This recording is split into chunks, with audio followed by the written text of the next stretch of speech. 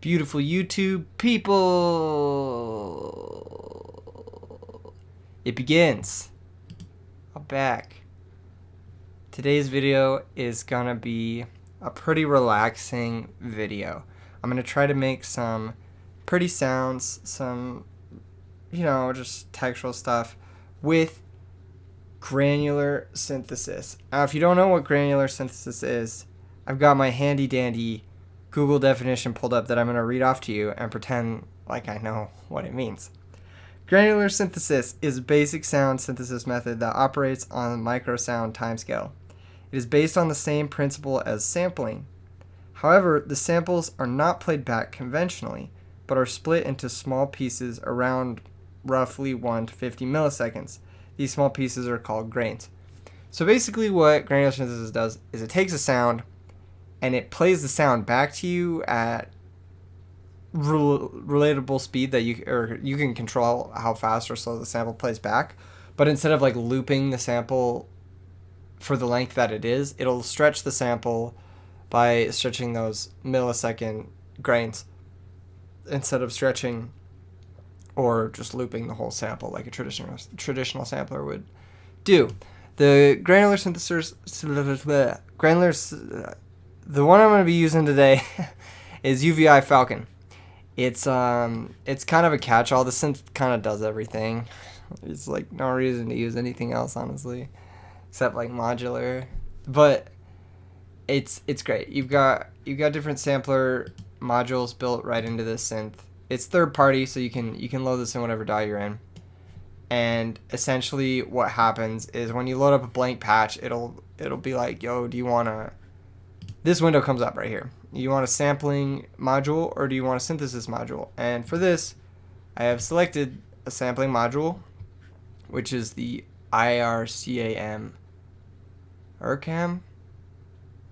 IRCAM multi-granular module. I don't know how you say it, but it is the module that is used for granular synthesis in UVI Falcon. But the problem is I don't have a sample to put into this. And that's just gonna cause problems. So I'm gonna make a sample that we can put into it, and we're gonna make something really basic. We'll use Serum to make the sample. And if you don't know what Serum is, it's a synth by Xfer. I don't know. Steve Duda. You can get it on Splice for like $5 or something, $5 a month, or you can buy it for free. Not for free, but if you know where to go, you know what I'm saying. You know what I'm saying. Anyway, this it's just a sine wave. We've got our basic shape sine wave, and I'm just gonna draw in some notes. These notes don't really matter, but it's nice if they're in like the same scale, because essentially what we're going to do is we're going to create a sample, then create a pad out of that sample. And I'm just going to start drawing some notes in.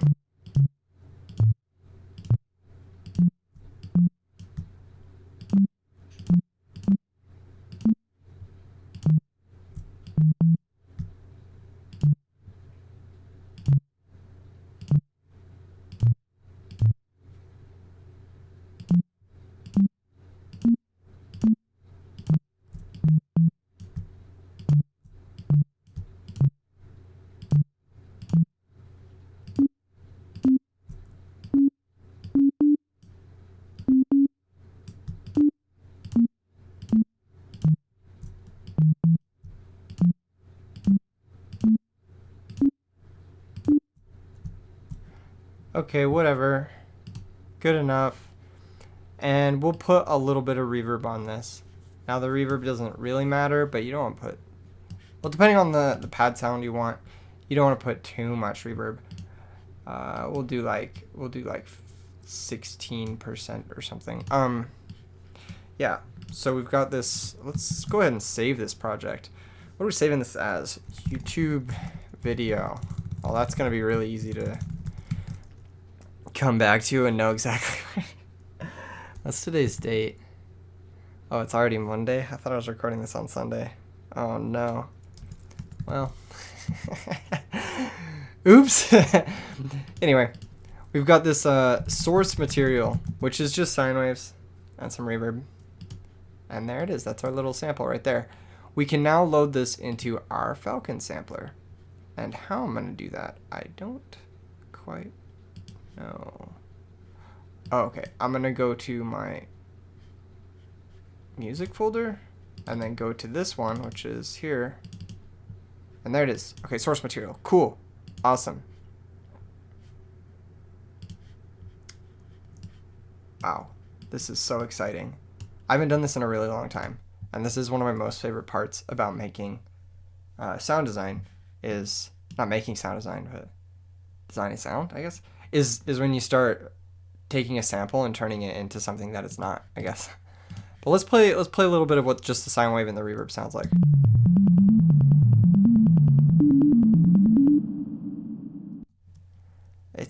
It's just a sine wave with reverb. It doesn't sound good. Let's be real. So if I push the C key on my keyboard, it's just going to play the sample back. We haven't adjusted any of the knobs in the granular portion of the sampler thing yet. We haven't adjusted, like, let's go over some of these knobs actually. So we've got your voices, which voicing is like how many different little voices are in the synth, how many different instances of it are playing. Position spread spreads the start position of the voices. So if I do that, you can kind of see it's spreading the start position of the voices. And then time spread, I think does the same thing, but it just triggers them at different times. So they kind of phase, which is cool. That's a cool little effect. Size is the size of the grains, or small samples that it's breaking down this sample into, that we kind of talked about when we went over the definition. And density is how frequently those grains occur. Jitter is kind of this weird effect where I believe it randomizes the grains. You can kind of hear it getting randomized. Fade is the crossfade between the gains. Duration variation, I believe that deals with the jitter. The window, I believe, is the nature of the wave shaping on the fade of the grains. So if I turn the fade all the way down, all of these are going to sound the same. But if the fade is all the way up, the triangle is going to sound a little different than like panning and whatnot. And symmetry is like the symmetry of the crossfade between the gains. Or not gains, grains. There we go. Pitch variation, it's like detuning. You can kind of hear that little chorusy effect. Position is the start position. So if I turn the position up, it's going to start from later in the sample, as you can see. And I kind of like how that sounds, actually. Direction is the direction in which the sample is played. So if I reverse the direction, it'll play it backwards, obviously. The speed is the speed at which the sample is played back. So if I turn this down, for example, like to 0.25, which would be a quarter of the starting speed, you get like this kind of stretched tone, and that's those grains coming into play, and it sounds really cool. Granular synthesis, it has a really, really unique tone to it, and it often sounds either time stretchy or glitchy or really, really pretty, depending on how you dial the tones into your thing. And another thing that's cool about this whole module is that you can macro these together. If I right click and click assign to new macro, I can assign any of these together. And you can also automate all of them individually. You don't have to, you can assign them to host automation. You don't have to macro them together. It just depends on what you want, what you're feeling, what you want to be doing. I think for this one, we're going to create some macros and do some random stuff and try to get, I want to get a cool pad and a cool riser. Those are my two goals for this sound, out of this sine wave plus reverb sound. Let's isolate just the reverb part, because I think I like the way that sounds.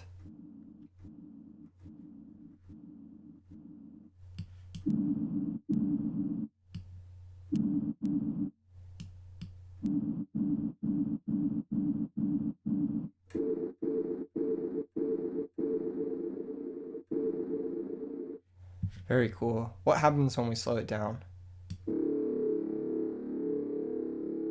Very cool. I'm gonna turn it up a bit just so we can hear it. It's quite quiet. What happens if it's faster? Ooh, it's kind of like stuttery, almost like the wind is blowing. It's like rattling up against you.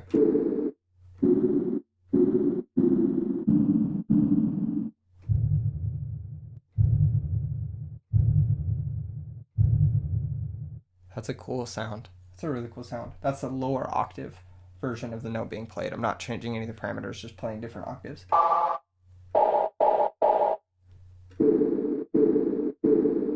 Anyway, let's revert this back to the original and let's start assigning some macros and see if we can't get anything cool out of this. So in this window over here, the info window, you can edit and move around your macros. This macro 1, I'm going to name it big macro because I'm going to put a lot of stuff on macro 1. We're going to put the size, the density, the speed, the fade, question mark, maybe not. Let's start with those three. Let's start with those three and let's tweak this macro as I hold a note. And let's loop a portion of the audio forward and backwards. So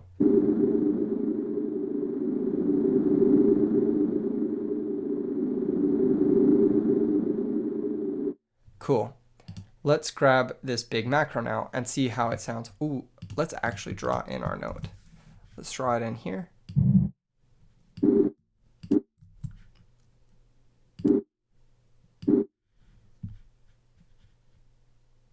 And then we can automate the big macro. But first, you have to set it to host automation. Okay, cool. Cool. What is happening here? Host automation, big macro. Nice. Awesome. So this is just the sound. And if we automate the big macro, let's say over 4 bars,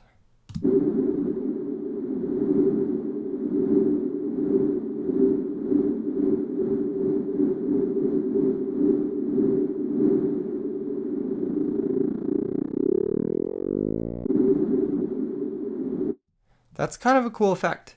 We're only turning 3 things up with this. Maybe if we also assign big macro to the voices,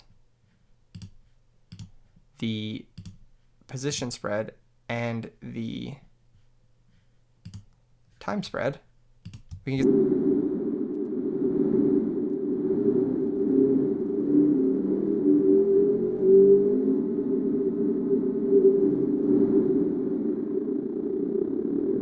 maybe let's do it over a longer period of time, and then we'll also incorporate a pitch bend, which we can edit in this window here.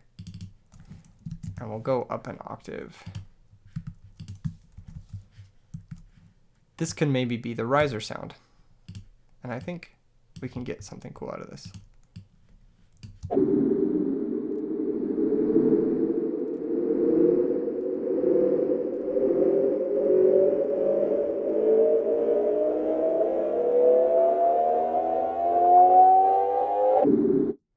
Very cool, very cool. And all that's just a little bit of a sine wave and a reverb, and you're already getting that kind of cool tone. I love it. I love it. If we could maybe tweak some of this other stuff simultaneously, or maybe we can turn the fade down, it'll create a cool effect.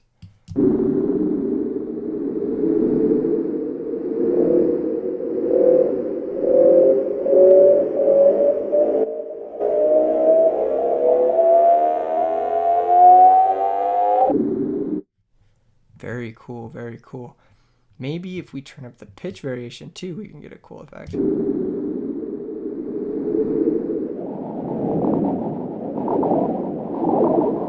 Now we're definitely getting some wind blowing effects. That's really, really cool. It's like creepy sounding almost.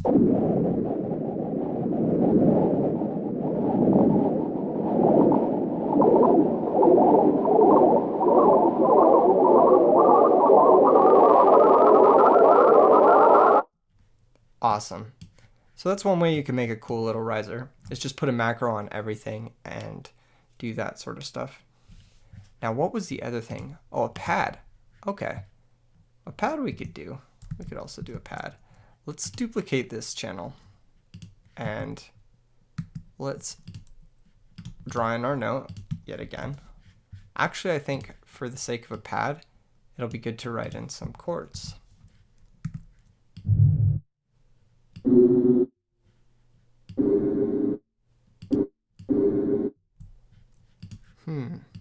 That doesn't sound quite right. I wonder why. Probably because some of these are messed up. Delete macros assignment. It's probably this stuff here. Let's see.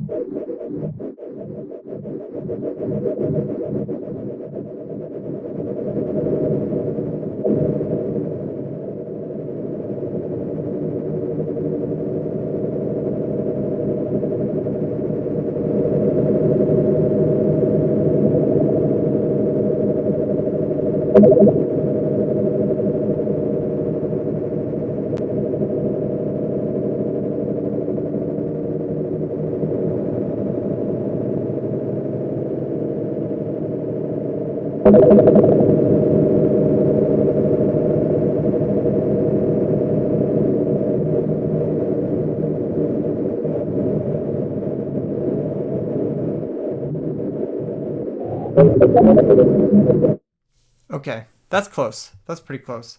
I'm clipping quite a fair bit. Hold on.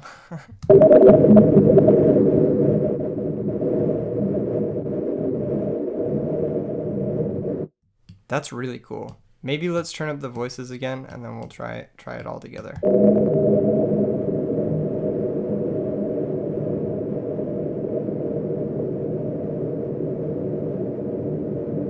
So that's kind of an eerie little pad sound, or an effect, if anything. It's very weird. That's the only thing I'm certain of. So we've got this little riser, which comes from automating all the effects on one big macro upwards, and the pitch at the same time.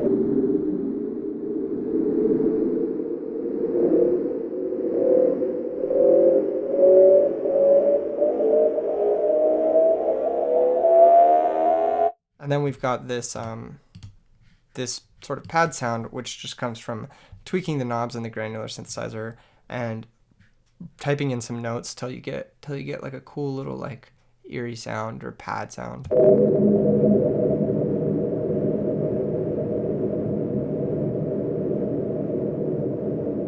It's very like sci-fi texture sound. It sounds kind of like the wind, but also kind of sounds like a computer. And this is all just from the reverb off of this plain sine wave. So it's nothing too special of a source material, which honestly is almost important to not have too special of a source material when using granular synthesis, or else it'll get too noisy. It won't sound too good. Now, out of curiosity, let's go ahead and load up a drum sample or a drum loop from Splice into the granular synthesizer and see how that sounds. So let's go to our all downloads and can I select loops in here? Like, come on, man. What's going on? All right, cool. I'm just gonna pick a loop. I'm not even really gonna listen to it. I'm just gonna pick one and we're gonna go with it. So it is this heavy techno loop. Let's hear it. there's a lot going on. There's like a hi-hat, there's a kick drum, there's like this like percussion shit happening, there's a clap. This is going to be a really cool one. When we start like messing it, mangling it, slowing it down, it's going to give us really cool textures. So for starters, let's just slow it down and see how that sounds. And we're going to slow down a lot.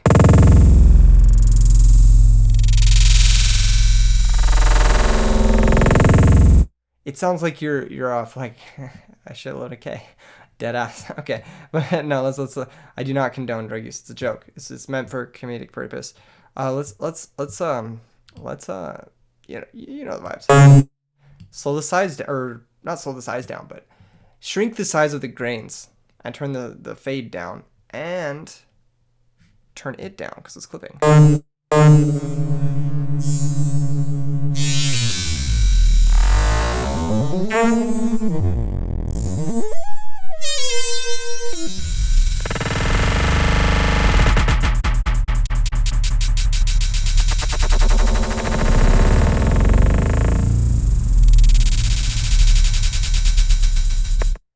So as you can see, just by literally dragging a few of the knobs, you can get a wide variety of textures and sounds from even just a simple little drum loop like this.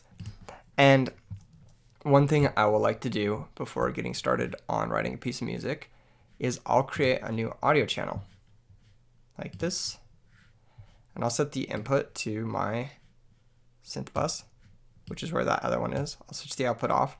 I'll click record, right? And I'll just start making noise. This is it's a long and arduous process. It's not exactly the most exciting way to make music, but if you're just trying to get like 1,000 different ideas down, getting a long recording and then picking the best out of all those is one of the best ways to do it. And then from there you can kind of just like sound select down.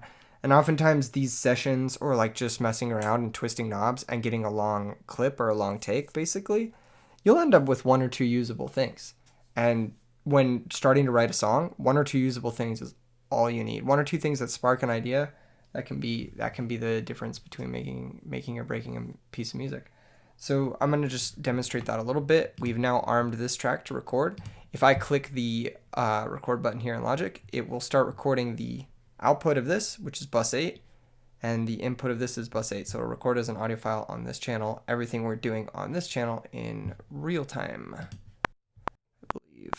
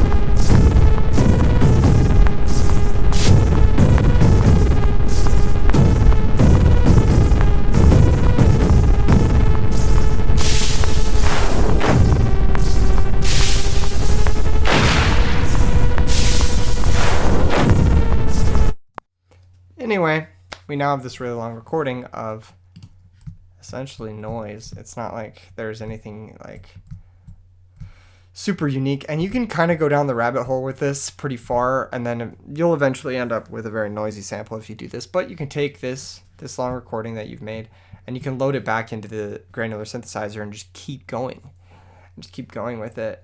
There's a lot of cool things you can do by just turning a few knobs and recording it and getting some samples out of it. And it's entirely original, right? We made this entire thing out of just a drum loop. And the drum loop doesn't have to be like a special drum loop or anything. It could just be you banging on your desk into the mic. It doesn't have to be anything special. You will definitely come up with some cool results if you use more transient heavy material than the sine wave that we used earlier. Not that the sine wave effect wasn't cool. In conclusion, I would highly recommend UVI Falcon as a granular synthesizer. I would highly recommend trying out this technique if you're new to synthesis or if you're new to sound design. And I would also highly recommend, experimenting. Don't start your sessions with such set ideas, maybe, or at least have one experimentation session like once a week or something. Have a session where you just arm record and just record everything start to finish. Whatever you do, just record it, and then later you can pick which stuff you liked and which stuff you didn't, because there's so much stuff that happens when you're in that peak creativity moment, in that moment when you're so focused on what it is you're doing and what it is you're trying to move towards, that energy, that you can capture that if you have the recording armed. And sometimes those things, they only happen once. So for example, like if I wanted to recreate something that happened in this session, I'm going to be completely honest with you, I would have a really difficult time doing that. Or I don't even know if I could, because it was so purely focused and purely creative and purely with the intention of experimenting. And I think that this is really healthy to do for all musicians and all producers. In any case, thanks for watching my video this week. I love you guys, and take it easy.